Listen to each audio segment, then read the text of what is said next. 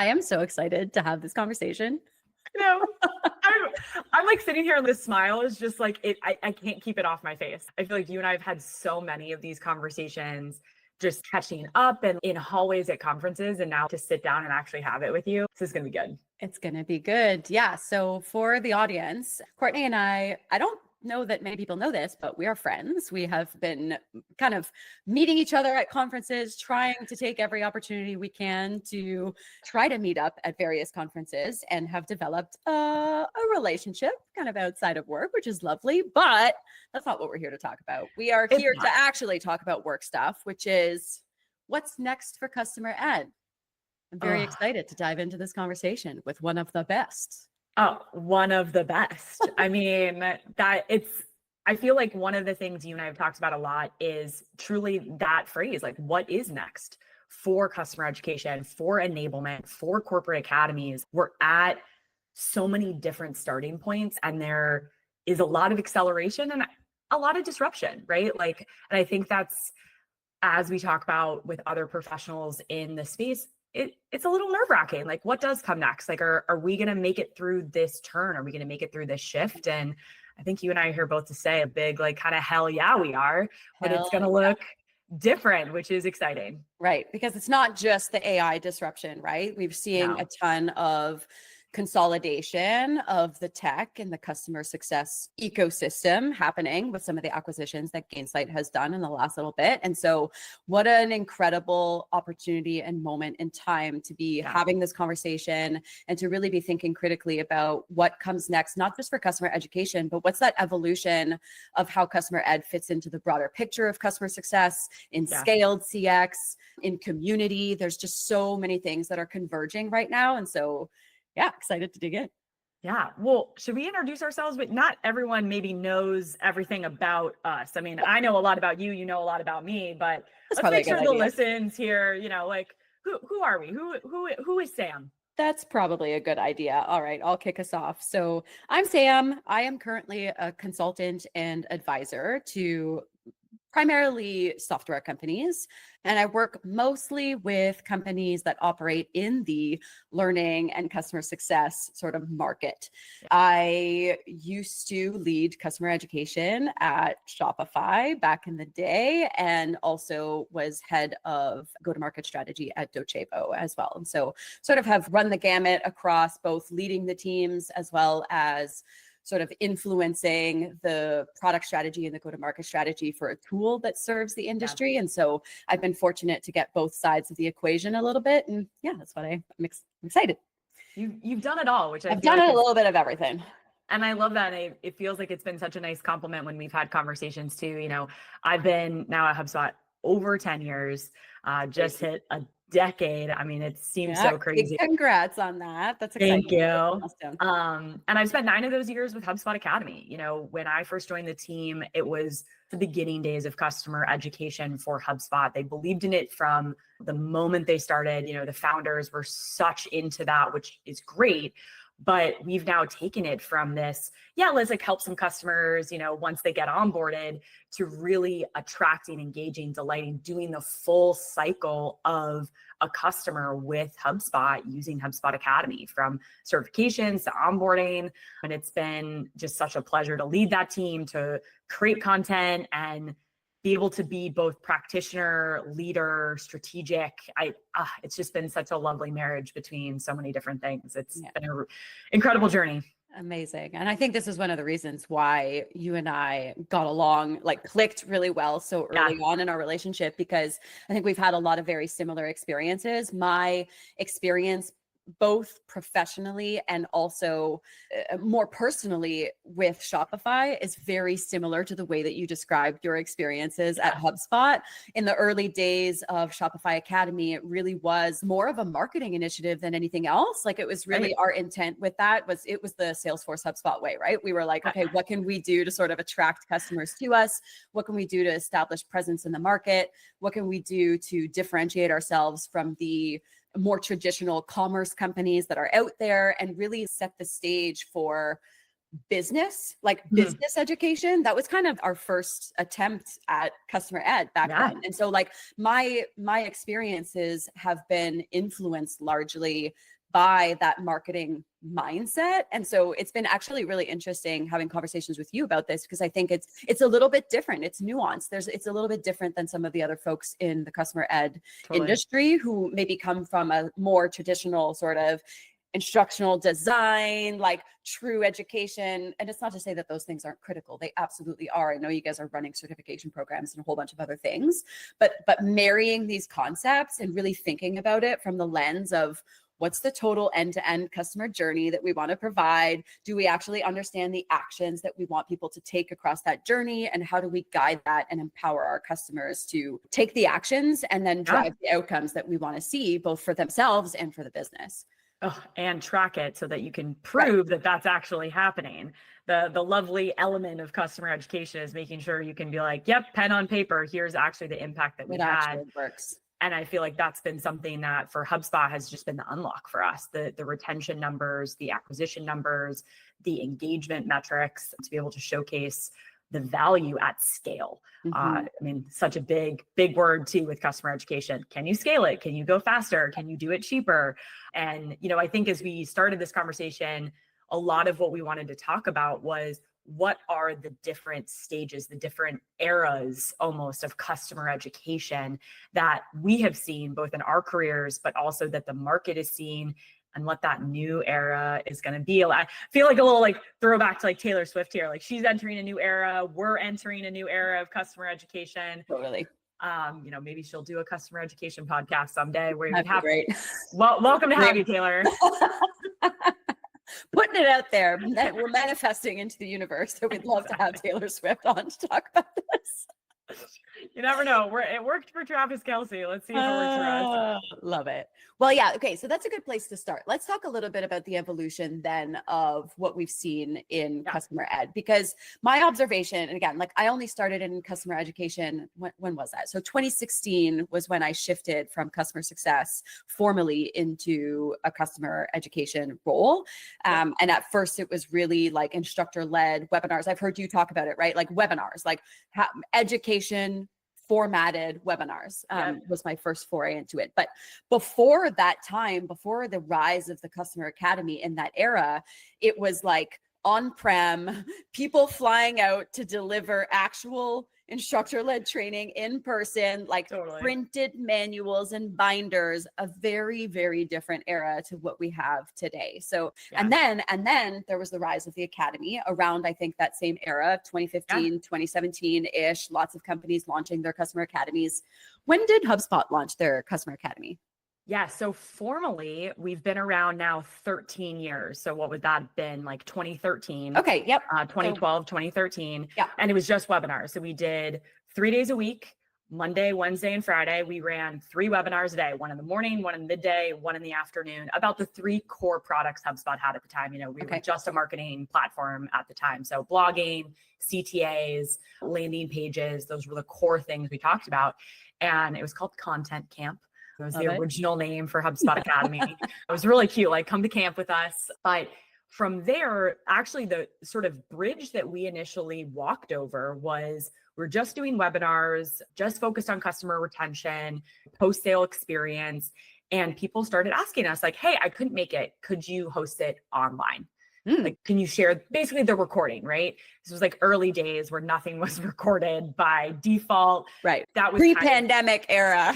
Yeah. Right. Like changed a little bit. Exactly. And so we're like, oh yeah, that could be an interesting model. What if we did a different version of the webinar that was recorded and we hosted that as more of like free content? And that's really when HubSpot Academy was born. I think it was like June of 2012. And we launched our first on-demand content. And it was like we'd captured lightning in a bottle. Yeah. I mean, that moment, and the founder of HubSpot Academy, Mark, used to tell me a lot about that, of just like this amazing moment where it's like, what are we going to do? Like, this is it. And when I joined the HubSpot Academy team in 2016, it was taking all of that on-demand content and going into that kind of next era of how do we certify people? How do we scale this? How do we start to put it in the places where our customers need it most? And then, gosh, just moments after that, marketing came a knocking. Of They're course. like, hey, it looks like you do some amazing things. Could we leverage that to attract people to HubSpot? Totally inbound model. We were already doing it organically. And I think that's where you probably see that very classic model, the HubSpot, the Trailhead, Shopify, et cetera, where it's like, we could see the whole journey of the customer. And we were like, we can put customer education everywhere. Yep. It can go and attract, it can go and engage, whatever you want to call it. And for us, and where I felt we were able to accelerate a lot, was making sure our audience was very clear, so that when we produced content, it wasn't hitting the wrong person. Like, our marketing focused, acquisition focused content shouldn't be going to customers, but that was it seems so simple now, but like at the time, it was such a thing we had to talk about. And that became what entered into more of present era of making sure the right content in the right format is in the right place. It's not just on a catalog. We got to start to do that integration of, all right, Sam, you're a customer, you're trying to set up your blog, or nowadays probably your podcast, or you're remixing things, doing different types of content. You want to learn right then and there. Yeah. You don't want to go to an Academy page. You don't want to go search a catalog. You want real-time education, enablement to get you started, to get you help.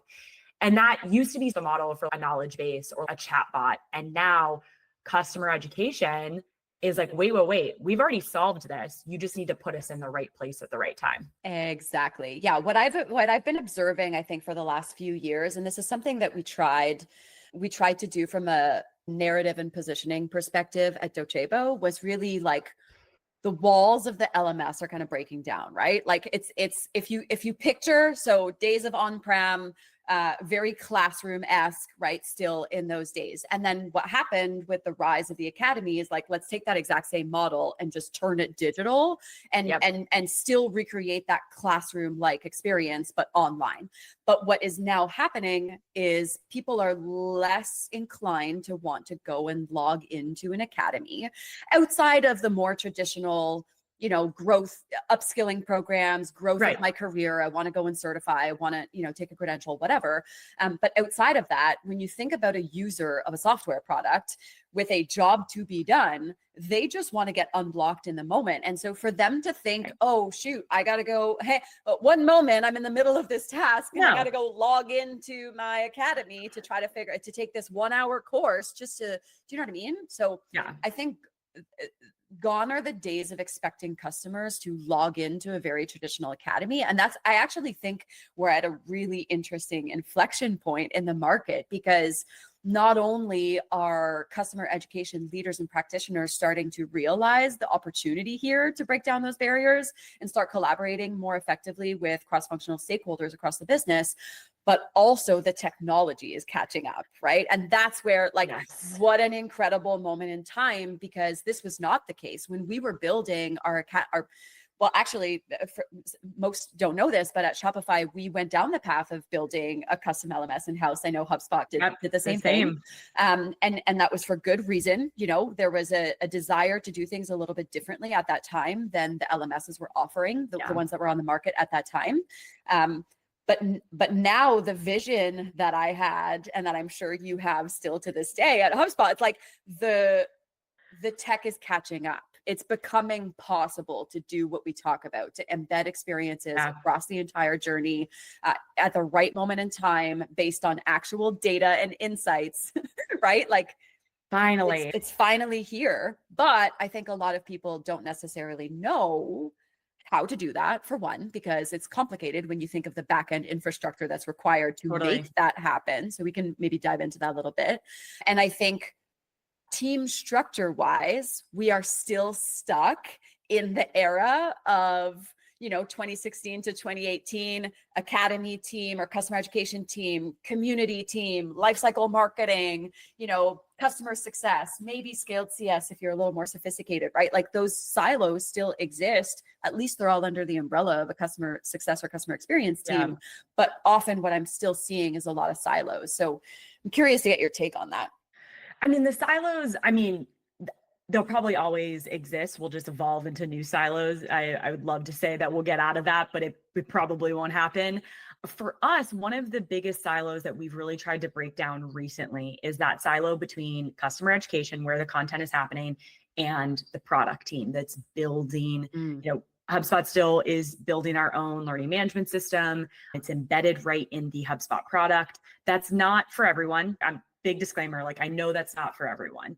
But if you do that, there's a lot of unlock that happens. But, a typical sort of customer success team doesn't really collaborate a lot with product. They speak a very different language. Mm-hmm. They don't have the same structure of working. They probably work in sprints. You probably don't. And trying to have a shared communication, shared goals. What is the LMS trying to do? What are you trying to do? And how do you marry those things together? And I was just talking about this on another podcast, but you have to build a relationship before you need it. Mm-hmm, you have to walk 85% of the way there. Yep. Because education is still not, I would say, the most important thing on a lot of CEOs' spreadsheet of things to worry about, but you have to make it visible. One of the interesting parts about the life cycle silo breakdown that we look at too is HubSpot Academy actually sat in marketing for a really long time at HubSpot. Mm-hmm. We started in customer success. We packed up our bags. We moved over to marketing. We're now back in customer success. And I think it is one of the best things that we ever did, because it is much easier to build a relationship, to speak the same language when you're in the same meetings, when you're 100%. reporting to the same leader, when you're trying to hit the same goals. It was hard. Don't get me wrong. It was a very hard shift for us.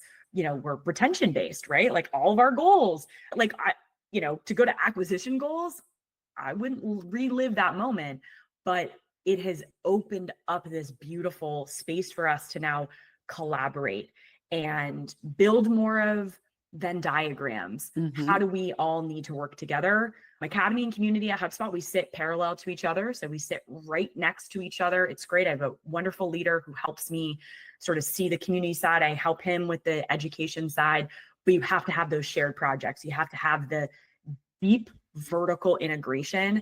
It can't be surface level. You can't be like, oh yeah, we chat. No, you have to work on things together to get at the outcomes that you want that are very much shared for adoption, for retention, for acquisition, et cetera. I honestly think it's a really underrated skill for customer education leaders and practitioners to have exposure to other functions.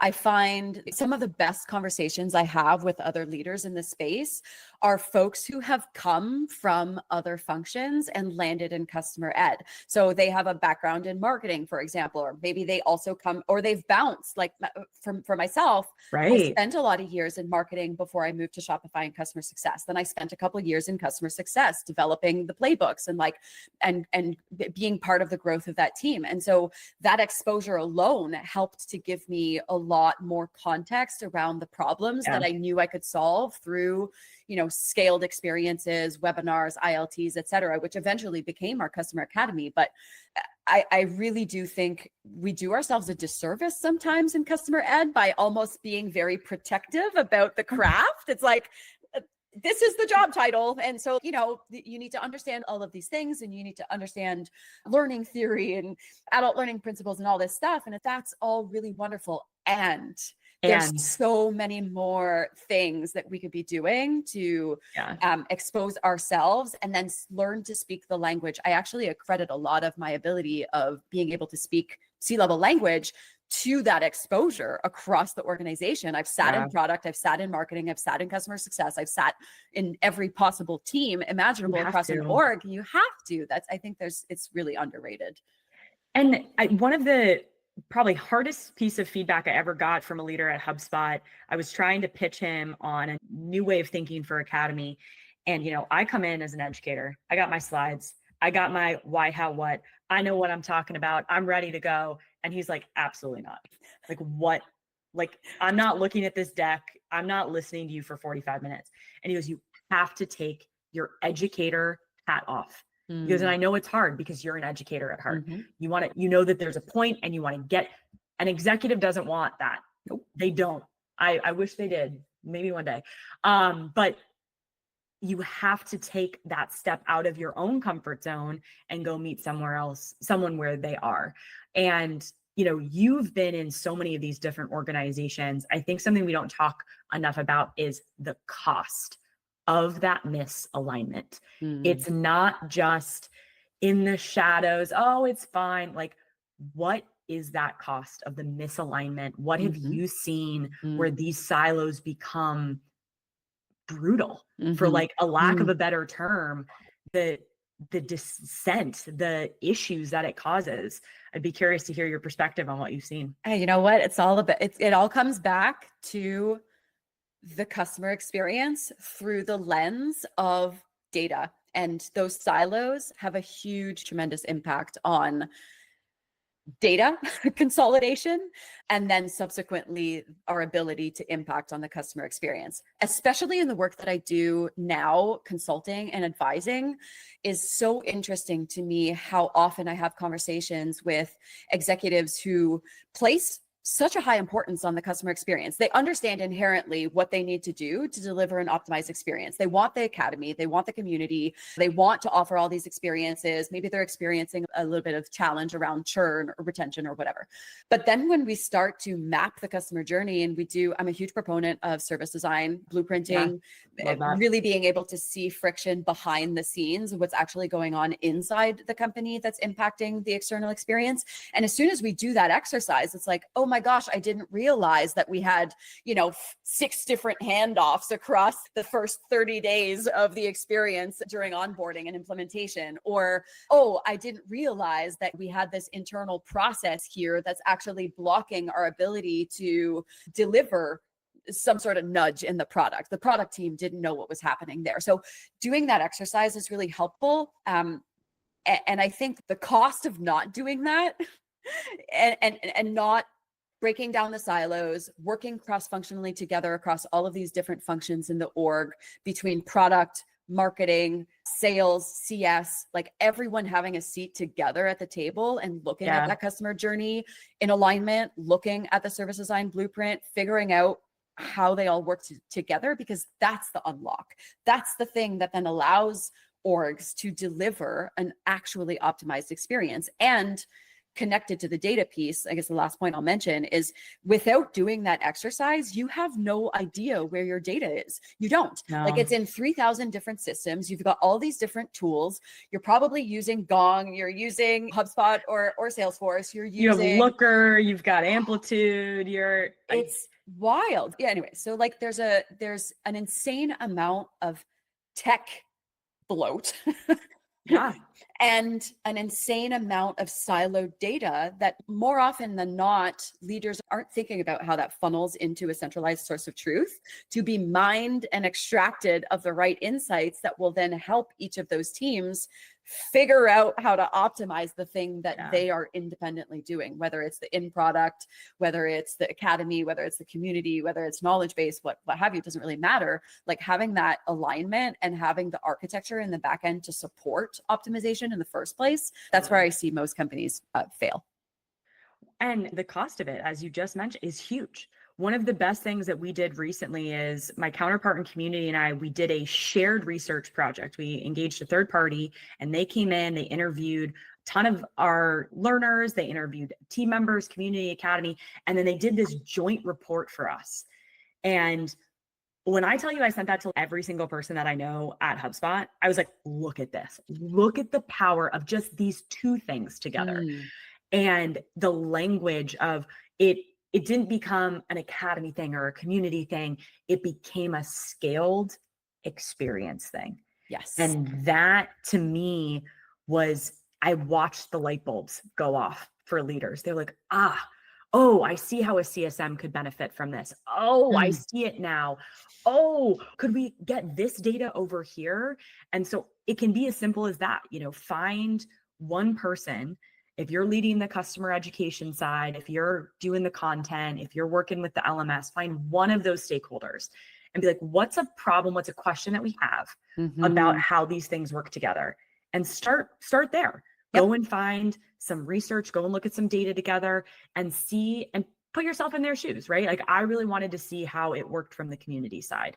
That's where I've spent less time. I wanted to look at it from that angle to inform what we were doing on our side. And that shift of perspective, that seat swap is so important to get at. This isn't just education. This is a scaled experience that we want to be able to bring to customers. Right. And you're speaking to a piece of the equation that I think also often gets overlooked in terms of process, like formulating a hypothesis around the data that you have access to, deciding on an outcome that you're trying to drive, identifying different solutions, a whole bunch of different solutions to delivering on that outcome, experimenting and validating and prototyping and running sprints. That's always how I ran my teams. That was ingrained in us very early on at Shopify. It's kind of the Shopify way.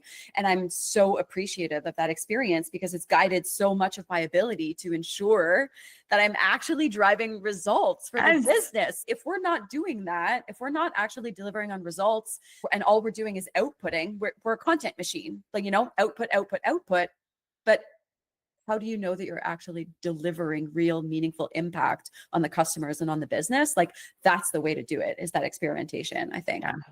And that rapid, we live in it. We haven't yet talked about AI. I know we will, but nowadays, some of that is easier, right? You don't need these big tools, these big machines to look at that, grab some learner feedback, grab some internal data, work with your AI tool of choice and start to do some of that research that's iterative, or you can stall out. The content machine can work really well. Trust me, the Academy HubSpot machine works really, really well. The team, the credible output.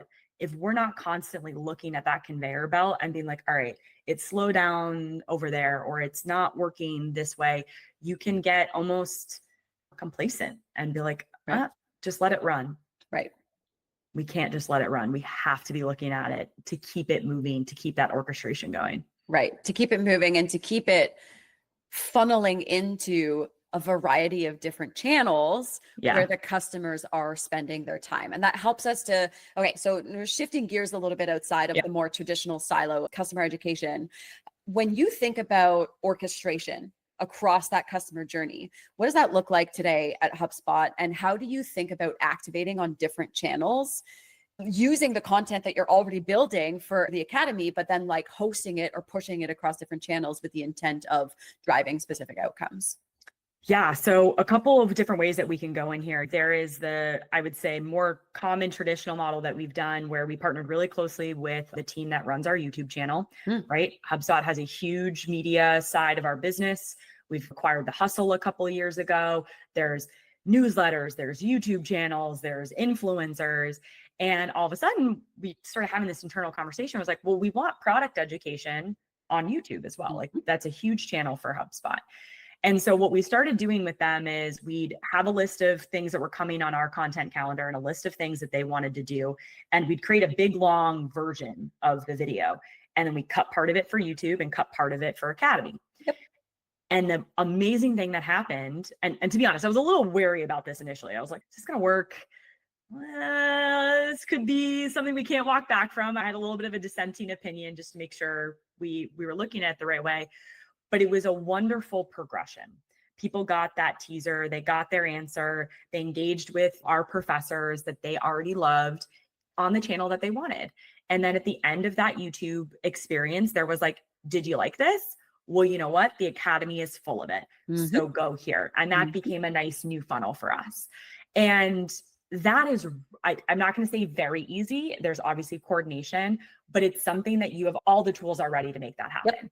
If you're running YouTube and running customer education, you don't need new tools. You don't need new budget. You can do it. It's just a conversation. It's alignment on the content. That's what it is. We work then on the other side of the house with our product managers. So new products come out. We want to embed an Academy video on that 0 state screen. anytime that product is new, refreshed, we want to reorient our customer to it. When I tell you that activation in those new tools went up by 300% when you had one Academy video, I think it was like 296. Okay. Don't quote me on it, but like That's wild. But it is so simple. You're already creating those product videos. Right. You just are going to pick it up and put it somewhere else. We internally call them Academy on the go. We want you to be able to learn Academy no matter where you are in the HubSpot ecosystem. And so we started working on different flavors of that content. Is it a demo? Is it a product tutorial? Is it an overview? And kind of gave that menu to the product managers. I'm like, what do you want for your product? What do you want? We have. And don't worry, there's a whole localization strategy to make sure that that's all localized in the back end. But those two ways in which we started connecting to the other channels with actually not a lot of change to our process. You know, yes, we created new templates, but you're not talking about a huge disruption to our content model. You're talking about conversations with people who already are probably in your network and getting them excited about the unlock. One of, I would say, the more disruptive or exciting things that we're also talking about is now with LLMs, is how are we creating some content that is specific to them. It's usually going to be a little bit more text-based. That's what we're seeing that they are picking up on. It has to be unlocked. It can't be behind any sort of gate. Yep. But we want to train that LLM, that Gemini, that ChatGPT, so that it is getting the right information for that person to unlock in the moment. And then it knows when to push them into our channels that we want. Yeah, brilliant. And it's that, to me, if we can all figure that out as an industry on how to do that, we are not getting disrupted by AI. We are leveraging it for our benefit. 100%. I mean, like when you think about a future, I know there's a lot of organizations out there right now, a lot of tech companies in the space right now who are speaking a lot about agents, right? AI agents, AI agent this, AI agent that. The only way that we can actually leverage agents to our full capacity and capability is if they are trained. Who trains the AI agents? Education. And like having I think this is part of the conversation that often gets really overlooked when we have these conversations about like the future of AI is, what does your knowledge management practice look like internally?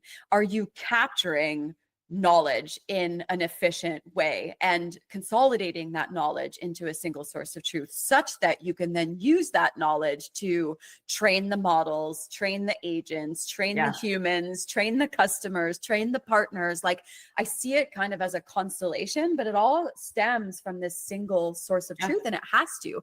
And I think that gets overlooked often. It does. And I mean, nowadays too, it's what is that model that you want to be operating in to make sure that things get tagged internally, that there is that common phrase that you know what it is. I would say that was one of the biggest unlocks for HubSpot Academy years and years ago, was when we sat down, we were really honest with ourselves about, where do we want to store all this stuff? Like, it sounded kind of silly to say out loud. It was like, well, what do you mean? We have it stored somewhere. And I'm like, yeah, but it's not organized. Like, it's not in a way that I could look at it and like pull things together. And that, to me, is an under-had like conversation. We're not talking about it enough. I know, actually, you know, kind of on the wider scale, you've been working on that CX operating model and what it means for leaders and how you're using it. Can you talk a little bit about how that's being used with your clients and at scale? And because I think that is such a key piece of this conversation, is what is that operating model for teams? Yeah, for sure. So the operating model is based around, there's two facets of it. There's the external experience that I speak about, and then there's the internal behind the scenes experience that we need to align. And so I think about the external experience in three sort of layers. There's the core product experience that we deliver on, and that, to your point, have a collaboration and cross-functional alignment with your product team to figure out how you are supporting with encouraging and empowering the customer or the user to take the next action that we know leads to a desired result or outcome that we want to see.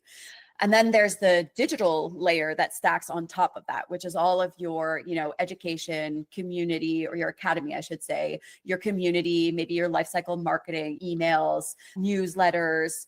There's a whole bunch of other things that we can offer that layer on top of that core product experience that are in favor of and supportive of the customer achieving the desired objectives that they have.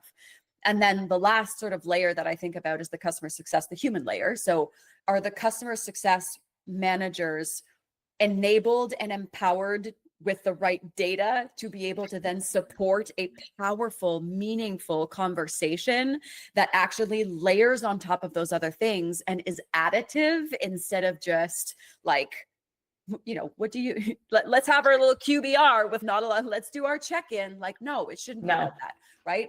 Making sure that the CSMs have the visibility across all those layers and all those data points and touch points is super critical in my mind. But then when you think about all of those things as touch points, as interactions with the user, that's all data. That's all such powerful, meaningful data.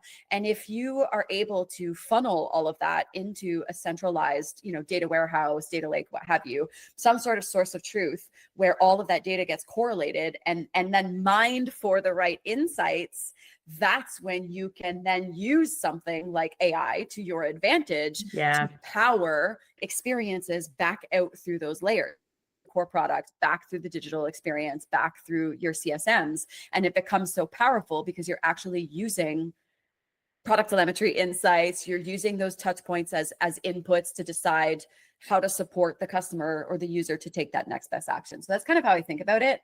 And this is all stemming from the internal operating model of people, process, tech. So I'm a big advocate for doing things a little bit differently. I'm a disruptor by nature. And so, like the traditional teams of like customer ed, community, et cetera, maybe don't work in this new world. I envision, and I've worked with a couple companies to trial this out, but what does it look like when you work in squads instead of the traditional siloed team? So can you group together a product manager with a customer ed person, with a community person, with a CSM, with all these different roles and work together towards a very specific objective? So is it activation in product in the first 14 days? Is it, defining time to value and figuring out what that looks like? Is it a feature adoption of a specific set of features that you've released, right? Like it's problem areas, and then